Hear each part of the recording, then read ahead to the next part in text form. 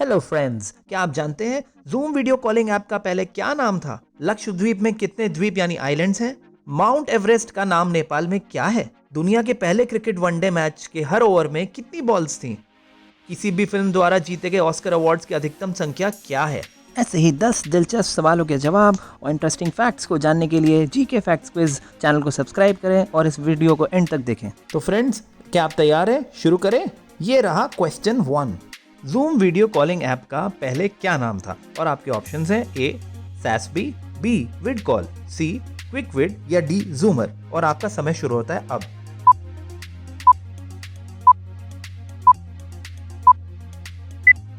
और सही जवाब है ए सैसबी। तो आइए जानते हैं इससे रिलेटेड इंटरेस्टिंग फैक्ट्स।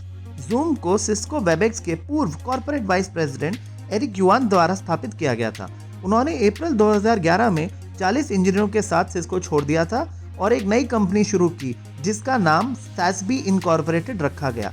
जून 2011 में कंपनी ने $3 मिलियन की सीड मनी जुटाई और मई 2012 में थैचर हर्ट के बच्चों की किताब जूम सिटी से प्रभावित होकर कंपनी का नाम बदलकर जूम रख दिया गया। तो फ्रेंड्स, आपने जूम तो शायद इस्तेमाल किया होगा, पर क्या आप उसका पहले का नाम सैसबी इंक जानते थे?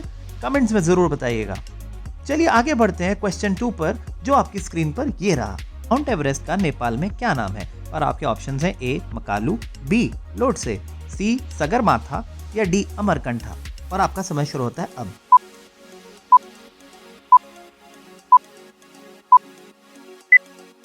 और सही जवाब है सी सगरमाथा। तो आइए जानते हैं इस नाम से रिलेटेड इंटरेस्टिंग फैक्ट्स।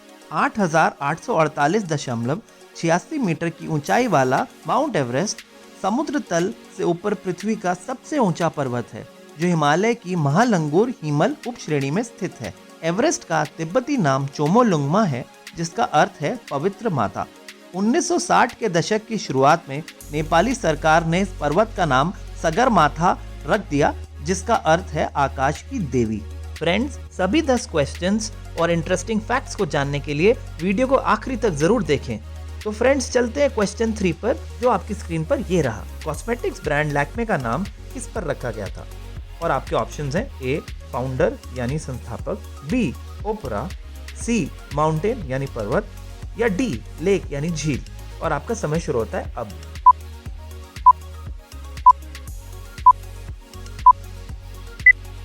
और सही जवाब है बी ओपरा। तो आइए जानते हैं इसके पीछे की इंटरेस्टिंग फैक्ट से भरी कहानी। लैक्मे की शुरुआत टाटा ऑयल मिल्स टॉमको की 100% सहायक कंपनी के रूप में हुई थी। इसका नाम फ्रांसीसी ओपरा लैक्मे के नाम पर रखा गया था और इस फ्रांसीसी ओपरा का खुद का नाम धन की देवी और सुंदरता की प्रतीक देवी लक्ष्मी के नाम के संस्कृत रूप पर आधारित था।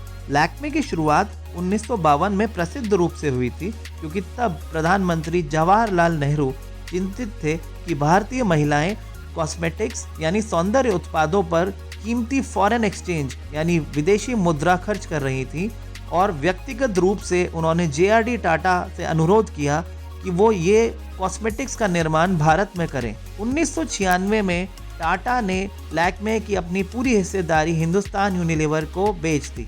फ्रेंड्स, अगर आपको यह कंटेंट पसंद आ रहा है तो चैनल को सब्सक्राइब करें, बेल आइकन को दबाना ना भूलें ताकि आपको नए वीडियोस के अपडेट्स मिल सकें। फ्रेंड्स, चलते हैं क्वेश्चन 4 पर, जो आपकी स्क्रीन पर ये रहा। विश्व के पहले क्रिकेट वनडे इंटरनेशनल मैच में प्रति ओवर कितनी बॉल्स फेंकी गई थी?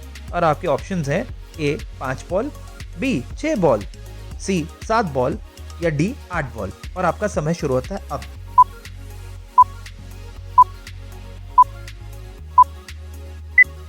और सही जवाब है डी 8 बॉल। तो आइए जानते हैं इसके पीछे के इंटरेस्टिंग फैक्ट्स। वनडे इंटरनेशनल या एक दिवसीय मैच सीमित ओवरों का क्रिकेट का एक रूप है, जिसे 2 अंतर्राष्ट्रीय टीमों के बीच खेला जाता है, जिसमें प्रत्येक टीम को निश्चित संख्या में ओवरों का सामना करना पड़ता है। वर्तमान में ये 50 ओवर है। 1983 तक ये 60 ओवर हुआ करते थे। जब मशहूर एशेज सीरीज के तीसरे टेस्ट के पहले 3 दिन बारिश की वजह से व्यर्थ हो गए, तो अधिकारियों ने ये टेस्ट मैच छोड़ने का फैसला किया और इसके बजाय एक दिन का मैच खेलने का फैसला किया, जिसमें दोनों टीमों को 40 ओवर खेलने का मौका दिया गया। ऑस्ट्रेलिया ने ये मैच 5 विकेट से जीता और यही बन गया दुनिया का पहला वनडे इंटरनेशनल मैच, जिसमें हर ओवर में 6 की जगह 8 गेंदें थीं। तो फ्रेंड्स, चलते हैं नेक्स्ट क्वेश्चन 5 पर, जो आपकी स्क्रीन पर ये रहा। लक्षद्वीप यूनियन टेरिटरी यानी केंद्र शासित प्रदेश में कितने द्वीप यानी आइलैंड्स हैं? और आपके ऑप्शंस हैं ए 16 आइलैंड, बी 26 आइलैंड, सी 36 आइलैंड या डी 106 आइलैंड। और आपका समय शुरू होता है अब।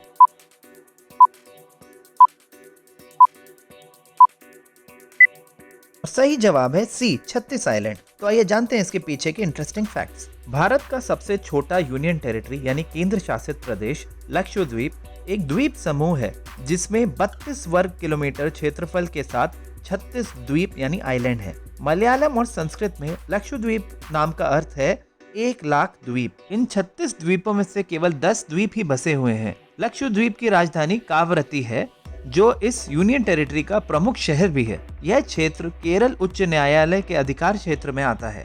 फ्रेंड्स, बढ़ते हैं क्वेश्चन 6 पर जो आपकी स्क्रीन पर ये रहा। तानसेन का जन्म नाम यानी बर्थ नेम क्या था?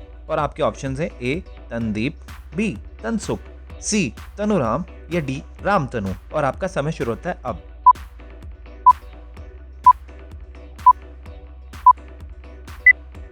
और सही जवाब है डी रामतनु। तो आइए जानते हैं इसके पीछे की कहानी के इंटरेस्टिंग फैक्ट्स।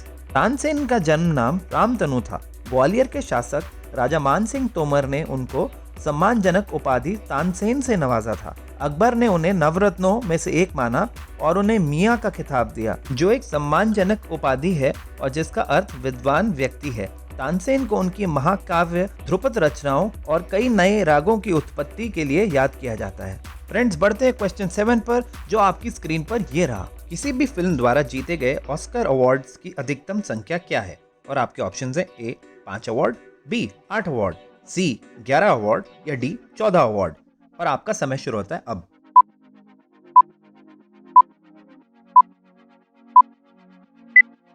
सही जवाब है सी 11 अवार्ड। तो आइए जानते हैं इसके पीछे के इंटरेस्टिंग फैक्ट्स। किसी भी फिल्म द्वारा जीते गए अकेडमी अवार्ड्स, जिन्हें ऑस्कर अवार्ड्स भी कहा जाता है, की सबसे अधिक संख्या 11 है। 3 फिल्में इस उपलब्धि को हासिल करने में सफल रही हैं और 11 ऑस्कर जीतने के इस रिकॉर्ड को साझा कर चुकी हैं। इस रिकॉर्ड को हासिल करने वाली पहली फिल्म बेन हर थी जो 1960 में 12 नामांकनों में से 11 में जीती थी। दूसरी फिल्म टाइटैनिक थी जो 1998 में 14 नामांकनों में से 11 में जीती थी। और the Lord of the rings the return of the king तीसरी फिल्म थी जिसने 2004 में अपने सभी 11 नामांकनों में अवार्ड्स जीते थे। फ्रेंड्स, चलते हैं क्वेश्चन 8 पर जो आपकी स्क्रीन पर ये रहा। दुनिया का पहला कमर्शियल मोबाइल नेटवर्क किसने लॉन्च किया? और आपके ऑप्शंस हैं ए AT&T, बी वोडाफोन, सी NTT या डी टेलीनॉर। और आपका समय शुरू होता है अब।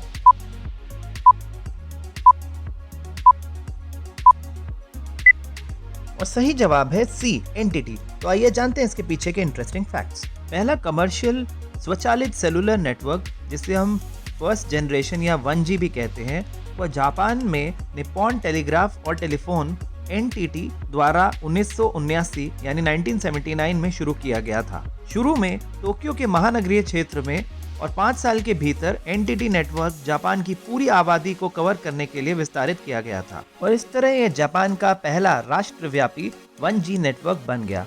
इसके पश्चात 1981 यानी 1981 में नॉर्डिक मोबाइल टेलीफोन NMT एक साथ डेनमार्क, फिनलैंड, नॉर्वे और स्वीडन में शुरू किया गया और अंतरराष्ट्रीय रोमिंग की सुविधा देने वाला ये पहला मोबाइल फोन नेटवर्क बन गया।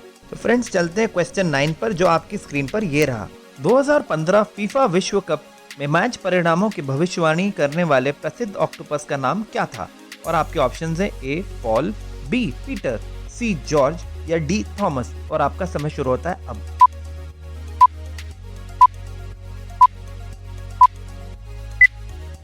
और सही जवाब है ए पॉल। तो आइए जानते हैं इसके पीछे के interesting facts. Paul the octopus, जो 2008 से 2010 तक जिया, एक सामान्य ऑक्टोपस था जिसका उपयोग एसोसिएशन फुटबॉल मैचों के परिणामों की भविष्यवाणी करने के लिए किया गया था। 2010 के विश्व कप में 14 भविष्यवाणियों में से 12 सही निकलने पर दुनिया भर में उसे एक भविष्य बताने वाले जानवर के रूप में प्रसिद्धि मिली। पॉल ऑक्टोपस के रखवाले उसे 2 बक्से खाने के साथ पेश करते थे। बक्से एक जैसे और समान थे, सिवाय इसके कि उन्हें आगामी फुटबॉल मैच के प्रतियोगियों की अलग अलग टीम के झंडों से सजाया जाता था। जिस भी बॉक्स से पॉल पहले खाता था उसी टीम की जीत को उसकी भविष्यवाणी की तरह मान लिया जाता था। तो फ्रेंड्स, चलते हैं अपने आखिरी क्वेश्चन 10 पर, जो आपकी स्क्रीन पर ये रहा। गोवा को पुर्तगालियों से मुक्त कराने के लिए किए गए सैन्य अभियान का नाम क्या था? और आपके ऑप्शन है ए ऑपरेशन तूफान, बी ऑपरेशन पराक्रम, सी ऑपरेशन विजय या डी ऑपरेशन समुद्रा। और आपका समय शुरू होता है अब।